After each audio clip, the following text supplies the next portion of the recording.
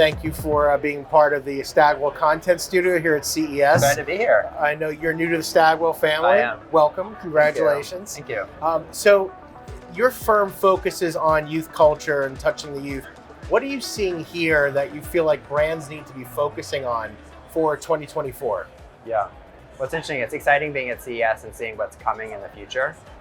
At the same time, I think it's important for marketers to remember the most important technology to reach youth is what youth actually have in their hands right now. And so while it's exciting to envision the future, right now people are spending their time on their phones, on the same social platforms that they're on, and that's where most of the marketing energy and dollars should continue to go. So your firm's very niche, it's special, but you work with a lot of really amazing brands.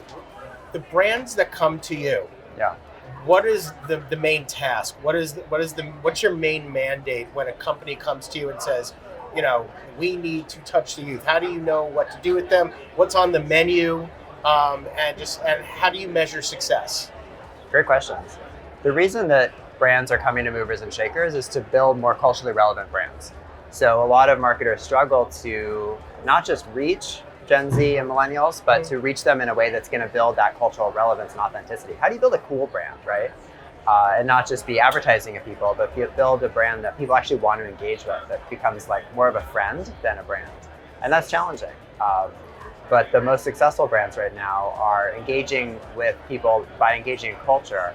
Instead of just taking their message and saying what the brand wants to say, how can you show up to the party in a way that is going to make you feel relevant? Make a culturally relevant brand is very similar to being a guest at a party. So you can be a brand and show up in the world and be one of those awkward guests, like the party guest is talking to themselves on the side of the room, and nobody really wants to talk to them because everything that they say, they're saying what they want to talk about, right?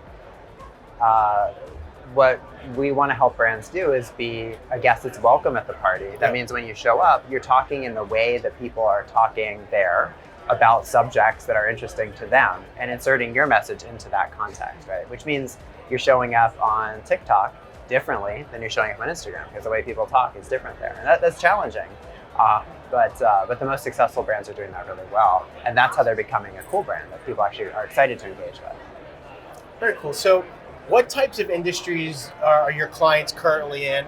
And now that you're part of the Stagwell network and you have exposure to so many different industries, so many different brands, what type of brands do you want to be working with? So two-part question. Sure. What brands do you work with now? What kind of brands do you want to be working with in 2024 and beyond? Yeah. We have a lot of expertise across consumer segments. So we do a lot of work in CPG, in beauty, retail.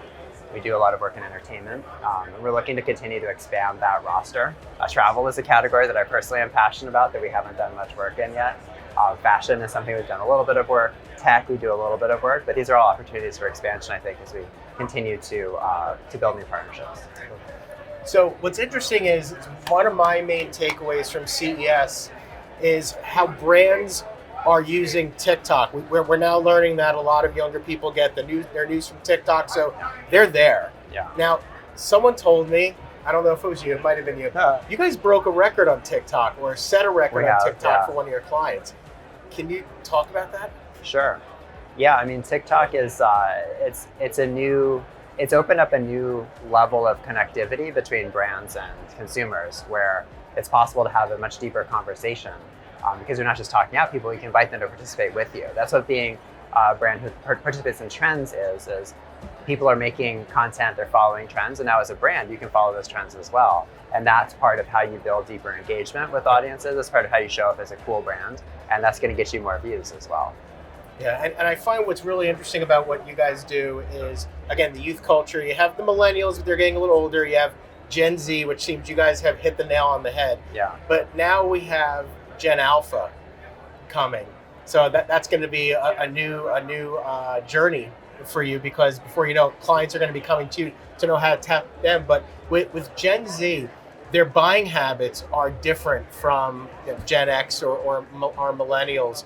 So companies are coming to you because they need to navigate their spending habits. Right. So Can you tell me, like, what type of results have you gotten for clients with regards to sales increases, anything like that? Is there anything you can share? Mm-hmm. You don't have to mention the client name, but any certain metrics that you're really proud of? Sure. Well, brands are coming to us to increase that cultural relevance with Gen Z mm-hmm. or millennials, and that comes by engaging in authentic conversations with them, especially on social media. Mm-hmm. And we find that leads to immediate benefits in terms of the growth of the level of engagement. So first, growing the channels that they're on, growing the amount of followers, but also growing the depth of engagement, right? So that you have more people engaging with the content, commenting, liking, sharing. And then that has a cumulative payoff into sales growth. So one of our clients, for example, Elf Cosmetics, we've worked with them over the past 4 years, and they've grown from number 8 to number 1 favorite beauty brand among teens. There you go. Which is incredible to see that outcome is the result of consistent engagement in the cultural conversation with that younger generation. And that's what's really built that equity and fandom with them. That's also resulted in 19 consecutive quarters of sales growth for Elf, which I'm proud to have played a small part of. Well, it's very clear that you love what you do. How did you get into this? I've always been a marketer, and I used to work in some big companies in-house at Macy's and Samsung, and I never thought I would be in an agency. I actually never worked with an agency or for an agency before we started one, but I actually co-founded this agency with my husband. Also not from the agency world, he actually comes from Broadway, even more removed, but what happened was as he was building his career as a creative and making films to showcase his work, to get the word out about him and his creative storytelling expertise, he was making social content that was going mini viral. Not that that was his intention, but it's just his creativity was so engaging, so joyful. And I was watching that over his shoulder and said, you could sell that type of creativity to brands. Brands are looking for ways to create social content that breaks through the clutter. So that was the original idea for Movers and Shakers, was how do you use entertainment-driven storytelling to create social content that's really going to break through? And we've quickly expanded from there, from entertainment to really this expertise in driving cultural relevance for brands.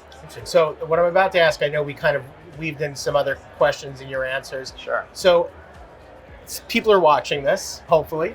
What type of company should be coming to you, and what type of challenges are people sitting with who are watching this, and that you can help fix for them? Yeah.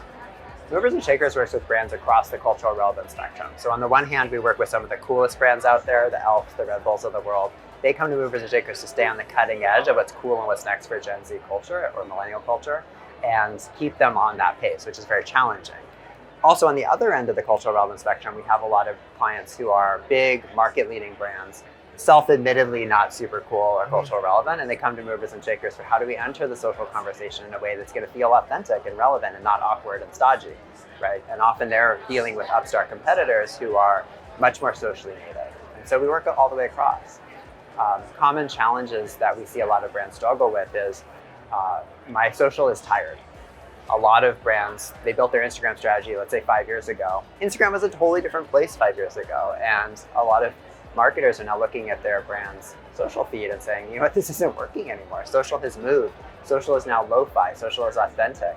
And that's such a different, it's so different than it was even 3 years ago. And so often what we'll start with a brand is doing a full social audit and building a new playbook for them. How are we going to win on Instagram? How are we going to win on TikTok, on X, etc.? Using what's currently working on the platform that we learned from so many of the clients that we work with. Well, I will say, certainly from what I've learned about Movers and Shakers so far, spending time with you here at CES, you're really helping brands see around the corner to tap the newest generations. As soon as you come out of college, as soon as you have some money, those are new targets. Yeah. So I think it's really interesting what you guys do, the passion, and I think it's great that you're part of the Stagwell network, and I wish you luck. Thank you. I'm excited to be here.